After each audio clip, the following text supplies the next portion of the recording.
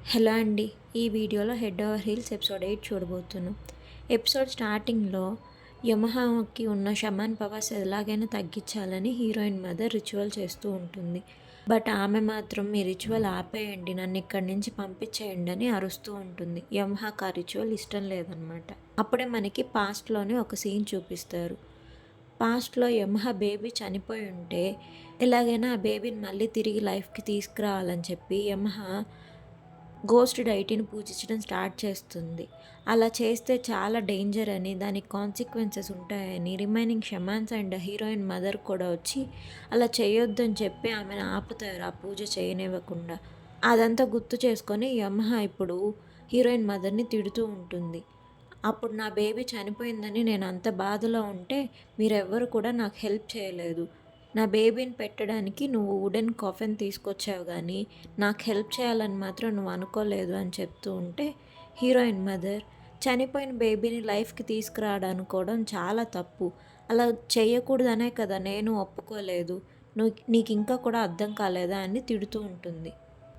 Ritual అయిపోయాక heroine mother యమ్హాన్ తీసుకెళ్ళి prayer రూమ్లో లాక్ చేసి పెట్టమని చెప్తుంది.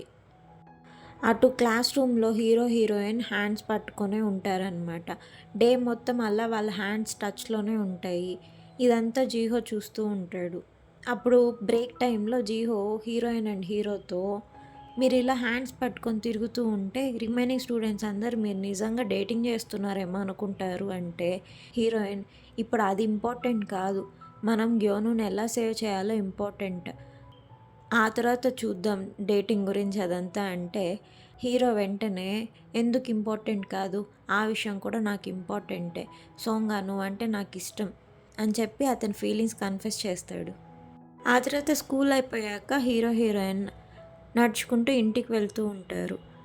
అప్పుడు హీరోయిన్ హీరోతో ఇందాక నీ ఫీలింగ్స్ చెప్పావు కదా, నేను నీకెప్పుడు నచ్చాను ఫస్ట్ అని అడుగుతుంది.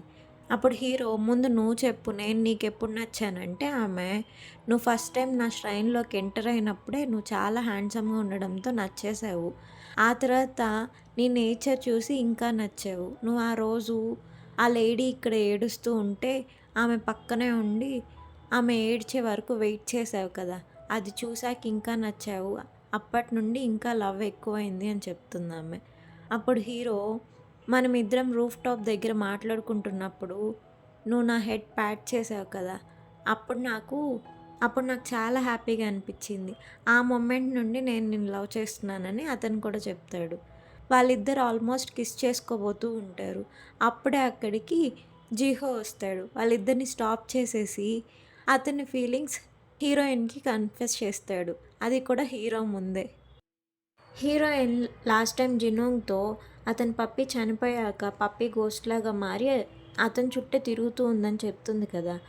జినోంగ్కి దోయన్ని చూస్తే అతని పప్పీలాగా కనిపించేసరికి దోయనే అతని పప్పీలాగా మారిందని, పప్పి చనిపోయాక దోయన్లా రీఇన్కార్నేట్ అయ్యిందనుకొని అతను ఆమెతో క్లోజ్గా ఉండడం స్టార్ట్ చేస్తాడు. అటు జీహో హీరోయిన్కి అతని ఫీలింగ్స్ కన్ఫెస్ చేస్తాడు. నువ్వంటే నాకు ఎప్పటి నుంచో ఇష్టం, బట్ నా ఫీలింగ్స్ ఇన్ని రోజులు చెప్పలేకపోయాను.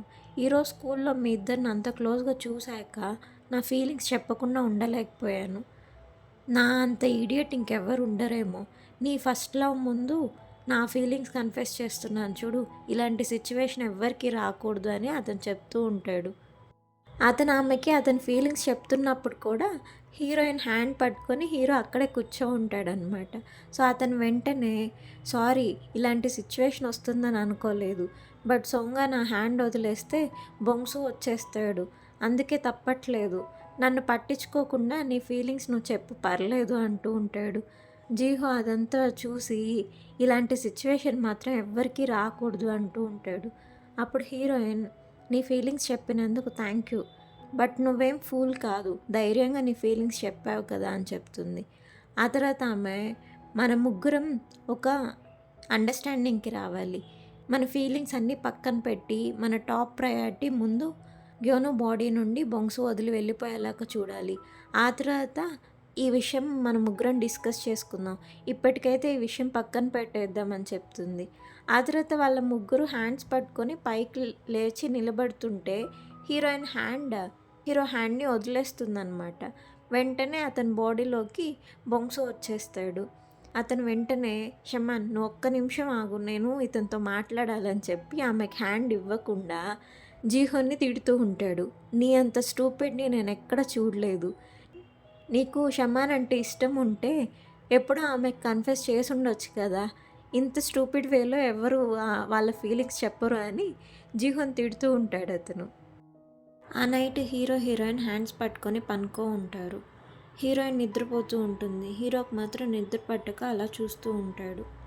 టైం అరౌండ్ 1:30 ఆర్ 2 అవుతున్నప్పుడు 1:30 to 3:30 ఏంటంటే గోస్ట్ యాక్టివ్గా ఉండే టైం అనమాట. సో ఆ టైంలో వాటికి చాలా పవర్ ఉంటుంది. సో ఆ టైంలో బంగ్సు యోనో బాడీని ఓవర్టేక్ చేసేసి హ్యాండ్కి కట్టున్న క్లాత్ తీసేసి పక్కకు వచ్చేస్తాడు. అతను హీరోయిన్ని చూస్తూ ఈమెను చూస్తే ఎక్కడో చూసినట్టుంది, చాలా ఫెమిలియర్గా ఉంది అంటూ ఆలోచిస్తూ ఉంటాడు. ఆ తర్వాత అతనికి గుర్తొస్తుంది, హాంటెడ్ హౌస్ దగ్గర అతను గోస్ట్ లాగా ఉన్నప్పుడు బయట హీరోయిన్ రిచువల్ చేస్తున్నప్పుడు అతను ఆమెకి అట్రాక్ట్ అవుతాడనమాట. సో తెలియకుండానే బొంగ్సు కూడా హీరోయిన్ని లవ్ చేయడం స్టార్ట్ చేస్తాడు. అదే టైంలో అక్కడికి యమహా వచ్చి అతన్ని బయటికి రమ్మని పిలుస్తుంది మాట్లాడాలని. సో యమహా అతనితో మాట్లాడుతూ ఉంటుంది. ఈ బాడీని ఓవర్టేక్ చేశాక ఎలా ఉంది, నీకు ఒక ఆమ్యులెట్ ఇస్తాను, ఇది నీ దగ్గర ఉంటే ఈ బాడీని రిలీజ్ చేసి నువ్వు గోస్ట్ డైటీ అవుతున్నప్పుడు నీకు పెయిన్ తెలియకుండా ఉంటుంది. నువ్వు త్వరగా నా డైటీ అయ్యావంటే మనమిద్దరం కలిసి మనకు కావాల్సినవి చేసుకోవచ్చు. నాకు నువ్వు హెల్ప్ చేస్తానని ప్రామిస్ చేసావు కదా అని అడుగుతుంది. అప్పుడు అతను ఆమ్యులెట్ కింద పడేసి హెల్ప్ చేస్తానని చెప్పాను, బట్ నాకు ఈ బాడీ వదిలేయాలని లేదు ఇప్పుడే. మేబీ ఒక 5 or 10 years ఈ బాడీలోనే కంటిన్యూ అవుతాను. ఆ తర్వాత చూద్దాంలే, మనం చేయాల్సింది అనుకున్న విషయం చూద్దాము అంటూ అక్కడి నుండి వెళ్ళిపోతాడు. ఆ తర్వాత అక్కడికి హీరోయిన్ వాళ్ళ గ్రాండ్ మా వస్తుంది. ఆమె వచ్చి వాళ్ళందరినీ పిలిపించి మాట్లాడుతుంది. ఏం జరుగుతుంది అసలు ఈ ఇంట్లో, అంత పెద్ద గోస్ట్ని ఇంట్లోకి తెచ్చి పెట్టుకోవడం ఏంటి, యమహా ఇలా చేయడం ఏంటి అని ఆడ అందరినీ తిడుతూ ఉంటుంది.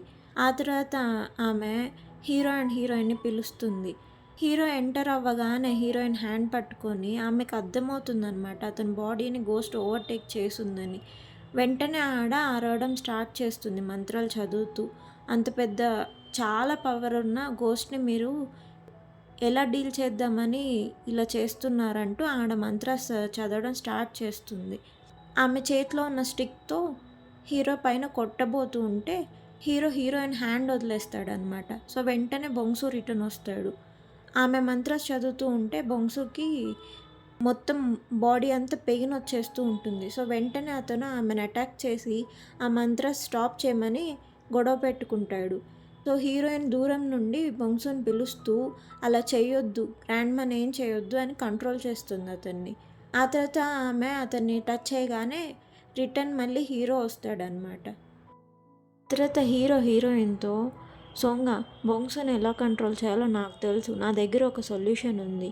నువ్వు నా హ్యాండ్ వదిలేశాక ఈ ఫోన్ బెడ్ కిందకి పడేసి నువ్వు రూమ్ బయటకు వెళ్ళిపోయి రూమ్ లాక్ చేసేసి నా ఫోన్కి కంటిన్యూస్గా కాల్ చేస్తూ ఉండు. బొంగ్సుని అతని పవర్ కంట్రోల్ చేసుకొని ఎవరిని ఏం చేయను, ఎవరికి ఏం హామ్ చేయను అని ప్రామిస్ చేసే వరకు కాల్ చేస్తూనే ఉండు. అతను ప్రామిస్ చేశాకే నువ్వు లోపలికి రా అని చెప్తాడు. సో హీరోయిన్ అదే పని చేస్తుంది. ఆమె బయటికి వెళ్ళిపోయి లాక్ చేసేసి కంటిన్యూస్గా కాల్ చేస్తూ ఉంటుంది. హీరో ఆ ఫోన్లో షూటింగ్ సౌండ్ రింగ్ టోన్ పెట్టుంటాడనమాట. సో ఆమె కాల్ చేయగానే గన్ షూటింగ్ సౌండ్ వస్తూ ఉంటుంది. అది వింటే బొంగ్సుకి బాడీ అంతా పెయిన్ వచ్చేస్తూ ఉంటుందన్నమాట. పాస్ట్లో వార్లోనే గన్ షూటింగ్ సౌండ్ అతనికి గుర్తొచ్చి హెడ్ అంతా నొప్పి వచ్చేస్తూ ఉంటుంది. ఆ సౌండ్ ఆపండి, నా వల్ల కావట్లేదు అని గట్టిగా అరుస్తూ ఉంటాడు అతను. అప్పుడు హీరోయిన్ బయట నుండి సారీ చెప్తూ, బొంగ్సు నిజంగా సారీ, ఇలా చేయడం నాకు కూడా ఇష్టం లేదు, బట్ నువ్వు ప్రామిస్ చేయాలి ఎవరిని ఏం చేయవని. ఇందాక మా గ్రాండ్ మ్యాన్ని నువ్వు హర్ట్ చేయబోయావు, అలా చేయకుండా ఉండాలని ప్రామిస్ చేయి ప్లీజ్ అని అడుగుతుంది. సో అతను ఒప్పుకుంటాడనమాట. ఆ తర్వాత వాళ్ళు మళ్ళీ గ్రాండ్ మాతో మాట్లాడడానికి వెళ్తారు. సో ఆమె హీరోయిన్ అండ్ హీరోతో మాట్లాడుతూ ఉంటుంది. అప్పుడు ఆమె హీరోతో చెప్తుంది, ఇప్పుడు నీ బాడీలో చాలా పవర్ఫుల్ గోస్ట్ ఉంది, సో కొన్ని డేస్ గడిచేసరికి అది కంప్లీట్గా నీ బాడీని ఓవర్టేక్ చేయడం స్టార్ట్ చేస్తూ ఉంటుంది. ఈ ప్రాసెస్లో 3 స్టేజెస్ ఉంటాయి. ఫస్ట్ నీ ఐస్ ఎఫెక్ట్ అవుతాయి, నువ్వు గోస్ట్ని చూడగలుగుతావు. ఆ తర్వాత సెకండ్ స్టేజ్, నువ్వు గోస్ట్స్ని స్మెల్ చేయగలుగుతావు, ఎక్కడ వాటి ప్రెజెన్స్ ఉన్నా నీకు తెలిసిపోతుంది. థర్డ్ అండ్ ఫైనల్ స్టేజ్, నీ బ్లడ్ బయటికి రావడం. సింగిల్ డ్రాప్ బ్లడ్ బయటకు వచ్చినా కూడా ఫైనల్ స్టేజ్ రీచ్ అయిపోతావు నువ్వు. గోస్ట్ కంప్లీట్గా నిన్ను ఓవర్టేక్ చేసేసుకుంటుంది. సో నువ్వు చాలా జాగ్రత్తగా ఉండాలి. నీ బాడీలోంచి ఒక చిన్న డ్రాప్ ఆఫ్ బ్లడ్ కూడా బయటికి రాకుండా చూసుకోవాలి. ఈ 3 స్టేజెస్ నువ్వు రీచ్ అవ్వకుండా చాలా జాగ్రత్తగా ఉండాలి. నీ బాడీలో ఏ చిన్న చేంజ్ వచ్చినా వెంటనే నాకు చెప్పు, నేను ఏదో ఒక రెమెడీ వెతుకుతాను అని చెప్తుందామె. హీరోయిన్, హీరో అండ్ బొంగ్సు ఒక డీల్ పెట్టుకో ఉంటారు. మిర్రర్ దగ్గర హీరోయిన్ అండ్ హీరో నిలబడుకో ఉంటే మిర్రర్లో ఉంచి బొంగ్సు వాళ్ళతో మాట్లాడతాడనమాట. అతను ఒక ఇంపార్టెంట్ థింగ్ని వెతకాలని స్కూల్ దగ్గర అతనికి హెల్ప్ చేయమని అడుగుతాడు అతను. సో వీళ్ళు ఒప్పుకుంటారు. ఇన్ రిటర్న్ హీరో ఆర్చరీ కాంపిటీషన్లో పార్టిసిపేట్ చేయడానికి బొంగ్సు హెల్ప్ చేయాలని అడుగుతారు. అలా వాళ్ళు ఒక డీల్ పెట్టుకుంటారు. సో స్కూల్కి వెళ్ళాక బొంగ్సు స్కూల్ వెనకాల ఉన్న కొండ దగ్గర అంతా ఒక థింగ్ కోసం వెతుకుతూ ఉంటాడు. హీరోయిన్ అక్కడికి వచ్చి, ఏం వెతుకుతున్నావు చెప్పు, నేను హెల్ప్ చేయగలుగుతానేమో చూస్తాను అంటే అతను ఒక నేమ్ ట్యాగ్ కోసం వెతుకుతున్నాను అని చెప్తాడు. బ్రేక్ అయిపోయాక ఆర్చరీ ప్రాక్టీస్కి అతను హీరో హ్యాండ్ పట్టుకొని వెళ్తాడు. సో ప్రామిస్ చేసినట్టే ప్రాక్టీస్ చేస్తూ ఉంటాడు అతను. ఆ నైట్ హీరోయిన్ ఒక బుక్ పెట్టుకొని వరి అవుతూ కూర్చో ఉంటుంది. అప్పుడే అక్కడికి బొంగ్సు వస్తాడు. ఏమైందని అడిగితే ఆమె చెప్తుంది, రేపు ఆర్చరీ కాంపిటీషన్ ఉంది కదా, కాంపిటీషన్లో అందరి ముందు నేను వచ్చి నీ పక్కన ఎలాగో నిల్చొని నేను టచ్ చేస్తూ ఉండలేను. సో ఏదో ఒక సొల్యూషన్ వెతకాలి, బట్ ఏం చేయాలో నాకు అర్థం కావట్లేదు అంటూ ఉంటే, ఆ బుక్ ట్రెడిషన్ కొరియన్ లాంగ్వేజ్లో ఉండడంతో బొంగ్సుకు అది చదవడం వచ్చనమాట. సో అతను ఆమెతో పాటు చదివి ఒక పేజ్ చూపిస్తాడు. ఈ మెథడ్ మనం ట్రై చేయొచ్చు కదా అంటాడు అతను. సో హీరోయిన్ అవును ఇది ట్రై చేయొచ్చు అంటుంది. ఆ మెథడ్ ఏంటంటే హీరో బాడీ పైన పవర్ మంత్రాస్ రాస్తే 1 డే టైం దొరుకుతుందనమాట వాళ్ళకి. హీరోయిన్ టచ్ చేయకపోయినా ఆ బాడీలో గ్యోనునే ఉండేటట్టు. సో బొంగ్స్ ఆ బాడీలోకి 1 డే రిటర్న్ రాకుండా ఉండేలాగా. సో హీరోయిన్ హీరో బాడీ పైన మంత్రాస్ రాయడం స్టార్ట్ చేస్తుంది. మంత్రాస్ రాసేసి అతని హ్యాండ్ వదిలేస్తే అతను హీరోలాగే ఉంటాడనమాట. బొంగ్సు ఆ బాడీలోకి రాడు. ఆమె వెంటనే అమ్మయ్య మనకి 1 డే టైం దొరికింది, రేపు కాంపిటీషన్ గురించి వరీ అవ్వక్కర్లేదని చెప్పి సేఫర్ సైడ్ ఈ లిప్ బామ్ కూడా నీ దగ్గర పెట్టుకో అంటూ అతనికి లిప్ బామ్ ఇవ్వబోతూ స్లిప్ అయి అతని పైన పడిపోతుంది. ఆ next day morning archery competition start అవుతుంది. అటు యమహ ప్రేయర్ రూమ్లో ఒక రిచువల్ స్టార్ట్ చేస్తుందన్నమాట. బొంగ్సు ఆమె చెప్పిన మాట వినట్లేదని, గోస్ట్ డైటీలాగా మారట్లేదని కోపంతో రిచువల్ స్టార్ట్ చేస్తుంది.